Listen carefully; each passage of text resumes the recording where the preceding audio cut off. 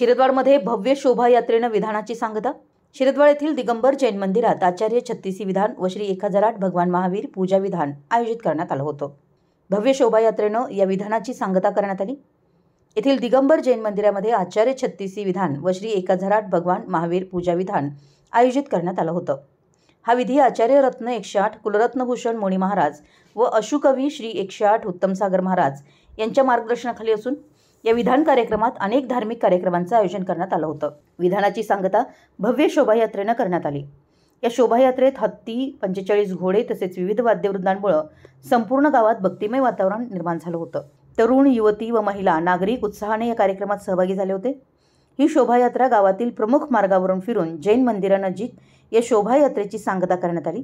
यासाठी दिगंबर जैन समाज ट्रस्टी तसेच वीर सेवादल युवती महिला मंडळ तसेच अनेक तरुण मंडळांनी सहभाग घेतला होता। मराठी एस न्यूजसाठी शिरदवाडहून बाळासाहेब पगडे।